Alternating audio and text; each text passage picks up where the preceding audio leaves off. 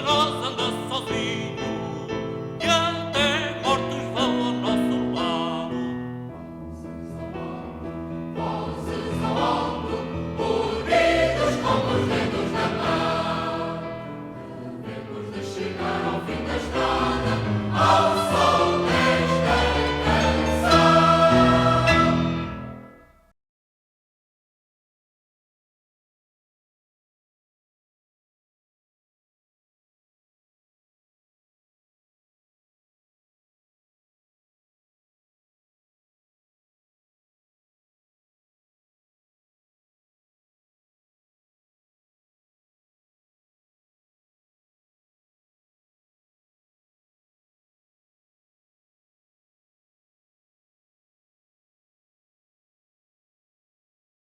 A grande maioria das pessoas, assim que acabava a quarta classe, ia trabalhar.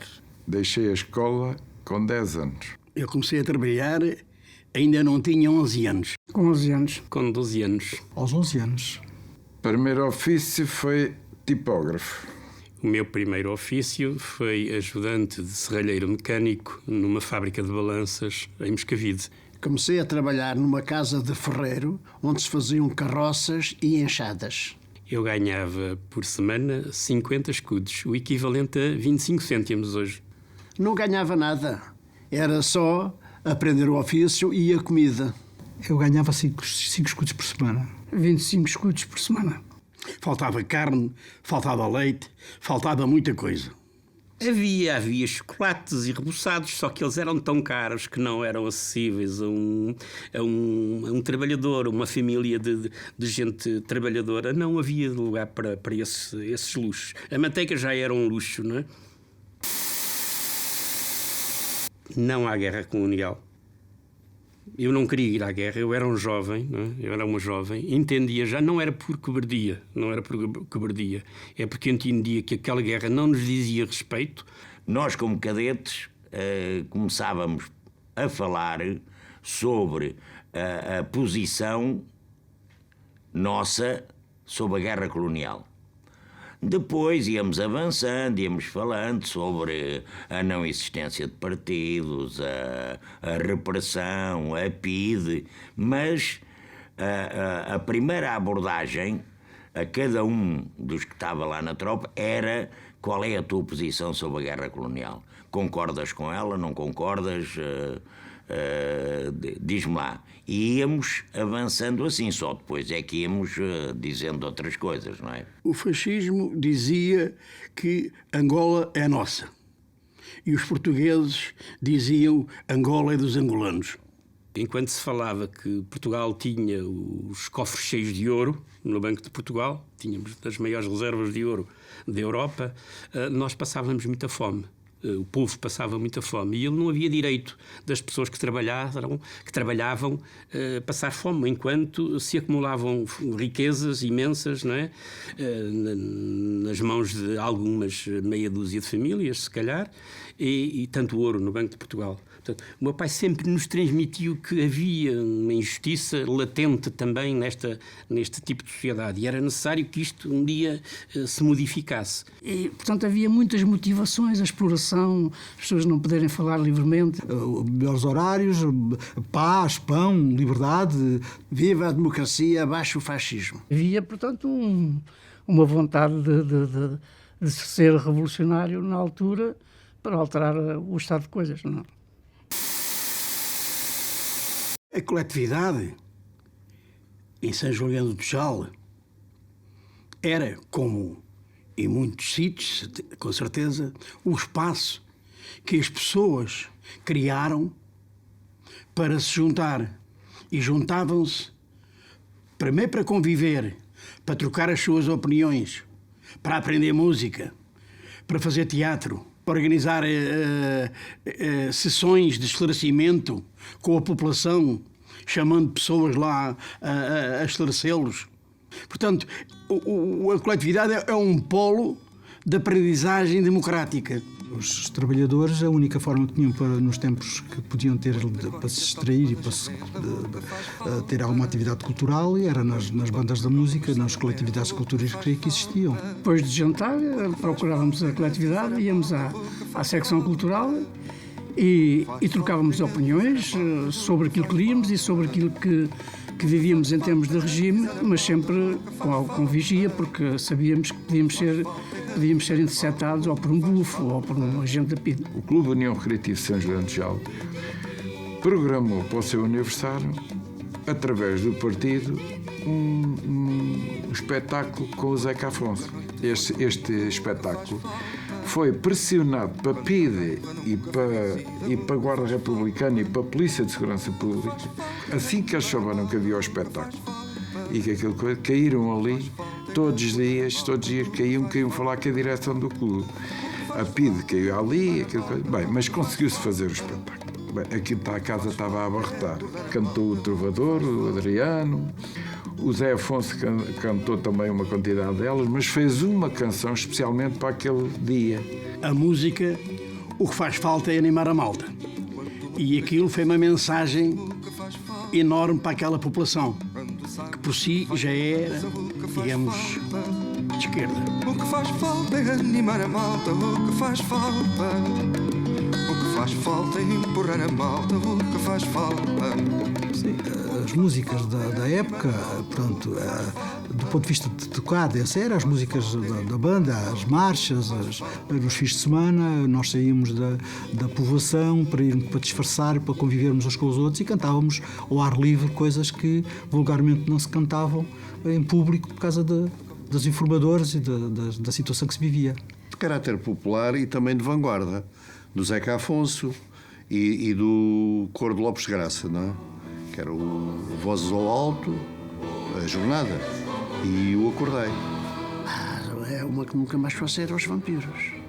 Era tão proibida que era que nós tínhamos que, sempre que tínhamos a verdade, tínhamos que pôr os vampiros. Eles comem tudo, eles não deixam nada.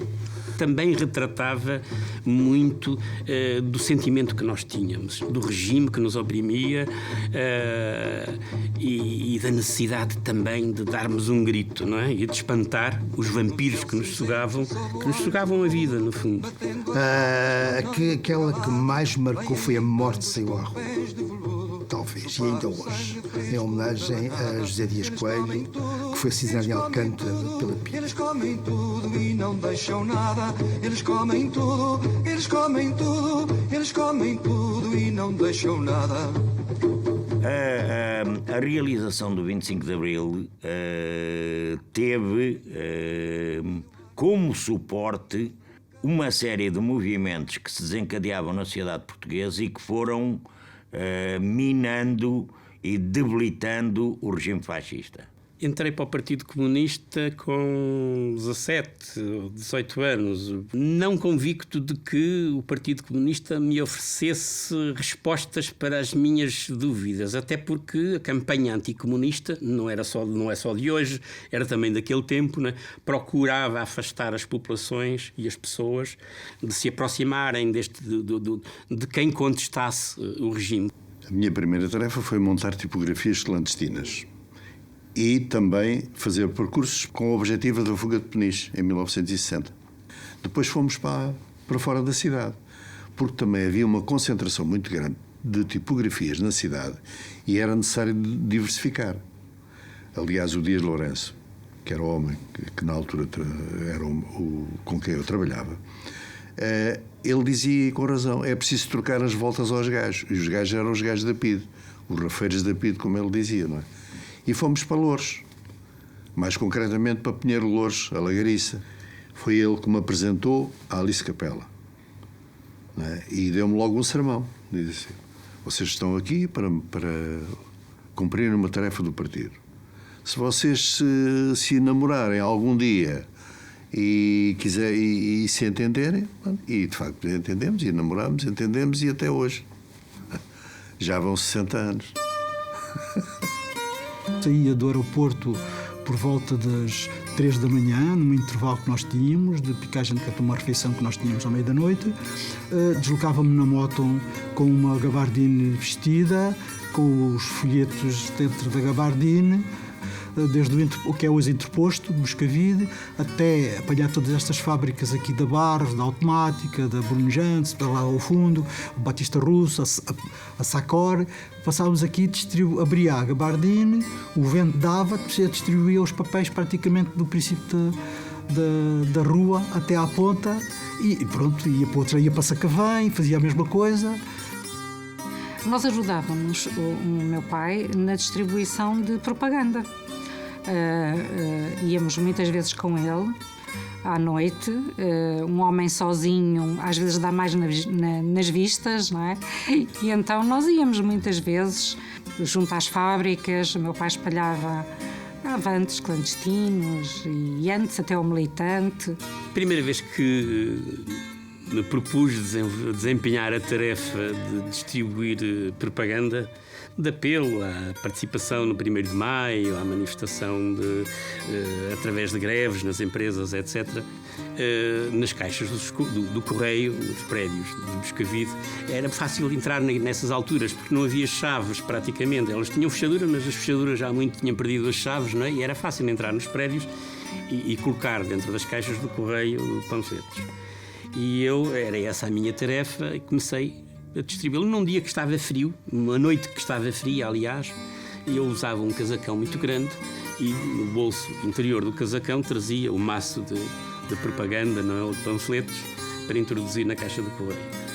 Mal entrei num prédio, 2 prédios, não é? Sempre a tremer de medo, e ao sair de um prédio olhei para todo lado e vi uma sombra ao longe, não é? De uma pessoa que eu imediatamente consciencializei que seria um polícia, não é? Que seria um polícia que me estaria a seguir, não é? E a minha primeira reação foi pegar no maço dos documentos e atirá-los para debaixo de uma caminhoneta de carga que estava parada ali próximo. Tirei o maço para lá, não é? E fugi. Repentinamente dei a volta à rua e fui em direção a casa. A meio do caminho dei comigo, envergonhado de mim mesmo, não é? Da minha cobardia, não é? E a consciencializar, tu és um cobarde. Tu não vais conseguir viver bem assim. Tu vais ser um miserável. E isso, não. E, para mim também não pode ser assim. Voltei atrás, baixei-me debaixo da caminhoneta, apanhei os documentos e disse, venha agora o que vier, e mesmo que seja preso, vou distribuí-los todos. E assim fiz. Quando surgiu o 1º de Maio, nós concentrávamos, estava tudo organizado, concentrávamos ali na zona dos autocarros para desfilar pela Avenida de Moscavide.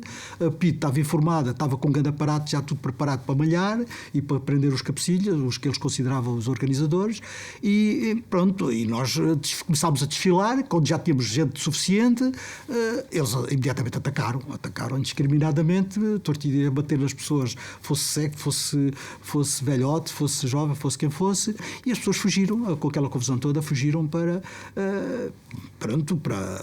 se defender, né? Em 1964 houve uma concentração de alunos na cidade universitária onde se apelavam melhores condições de estudo e de propinas, etc. A polícia carregou. Os alunos, onde eu estava, embora não sendo universitário, saímos para a rua a manifestar-nos, isto era meia da tarde, e à meia-noite ainda em manifestação eu sou preso nos restauradores. Fui preso em 31 de janeiro de 1963 e em 13 de dezembro de 1964 foram presos a minha companheira Alice Capela, a mãe e o meu filho com 4 anos de idade. Alguém me telefonou para o meu trabalho a dizer que havia umas pessoas lá em casa e a minha mãe estava muito preocupada. E eu voltei, cheguei a casa e quem lá estava eram os senhores da PIDE e a minha mãe muito aflita, sem saber o que é que fazer, porque não percebia o que era, e a minha filha a brincar e a dar pesadinhos aos senhores da PIDE. E eu vi-os, nessa altura corria bem, entrei para uma farmácia, que é lá nesse largo. E o farmacêutico abre-me a porta do balcão, a portinhola, e eu entro lá para dentro. Mas eles viram e foram-me lá buscar. E fui preso. Eu estava nas instalações da TAP, a trabalhar e fui abordado pela PIDE no dia 16 de julho de 1971 para me prenderem. Fui preso no dia 21 de junho de 1972. Quando eu fui preso, estava em casa para sair para o trabalho. O meu pai foi preso em Vila Franca, a quando da campanha do MDP-CDE, em 73. Quando o meu pai foi preso, eu tinha 4 anos, foi em 1972. A acusação era pertencer ao Partido Comunista Português da clandestinidade. Estive preso cerca de 7 anos. Estive preso 14 meses, entre o Forte de Caxias e o Forte de Peniche. Eu estive preso, fui para Caxias. Estive no António Maria Cardoso, da tortura. Pronto, fui dos últimos indivíduos a ser torturado na António Maria Cardoso. Foi o período do processo e depois do julgamento fui transferido para Peniche. O meu pai esteve preso cerca de 2 anos, entre 72 e 1973. Tendo em conta a denúncia que foi feita, eles sabiam qual era a organização a que eu pertencia, mas queriam a minha confirmação e se eu conhecia mais elementos. Que o interrogatório não me afligiu nada. Diz, mas a senhora entregaram os papéis, como é que foi, como não foi? Não, os papéis estavam lá num banco e eu agarrei, sei lá agora. O nome das pessoas, não sei, não. E eles aceitaram, portanto, perceberam, ou sabiam até, não sei como, que... Enfim, que eu era caloira, se pode dizer assim, não é? Mas o que foi bonito e bom para mim é quando eu ia na carrinha, de repente descobri que havia um monte de pessoas e que à frente estava o meu marido e um irmão e uma irmã. Força, Beatriz, força, força, força, força. Ai, aquilo foi uma experiência tão fabulosa, para mim, tão quente. Que, sei lá, fui entusiasmada para o interrogatório e tal, eu ia feliz, felicíssima com esta experiência. Não é fácil. Resiste-se porque se teima também, não é? Resiste-se quando nós nos procuramos a nós mesmos. Se eu denunciar, se eu falar, como é que vou olhar para mim? Será que me vou respeitar? Não vou ter vergonha de mim? Eu vou ter vergonha de mim. Portanto, eu tenho que resistir.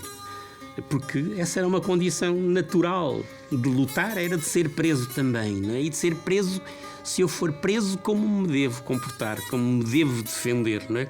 E este era, de facto, o manual, digamos, era a nossa Bíblia, saber como nos comportarmos na prisão perante torturas, perante insídias, muitas vezes não eram torturas físicas, mas psicológicas, altamente elaboradas. Eu recordo-me que, porque eu fui preso na véspera do meu casamento, que me torturaram com a ideia de que, naquele momento, a mulher com quem eu ia casar no dia seguinte me estaria a trair.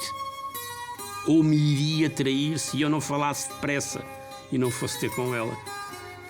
E, portanto, este livro ajudou-nos, a mim também, me ajudou a resistir. Eu, quando sou preso, em 1963, sou enfiado nos escuros do Aljube. E aí começa o processo de tortura. Tortura do sono, por 2 vezes, com um intervalo de cerca de 2-3 horas. 7 dias seguidos, um intervalo de 2-3 horas, em que me deixaram descansar e 2 horas depois foram buscar para mais 7 dias, na tortura do sono. Estávamos presos por coisas justas, portanto, isso dava-nos uma grande força moral para continuarmos e darmos solidários com as nossas famílias e estimulá-los para eles continuarem a lutar e não terem vergonha de que nós lá estávamos e até provar aos amigos que, pronto, a necessidade de aguçarmos a luta para que não houvessem presos políticos. Foi difícil, porque não só o sacrifício daqueles que lutaram, mas também dos nossos familiares. Não posso esquecer que a minha família sofreu muito. Quando eu estava preso, eu não pude beijar a minha filha durante mais de 1 ano, não pude beijar a minha mulher, não pude tocar na minha filha nem nos meus familiares.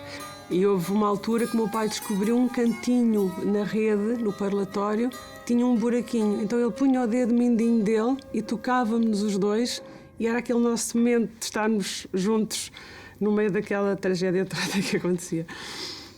Se eu voltava a fazê-lo.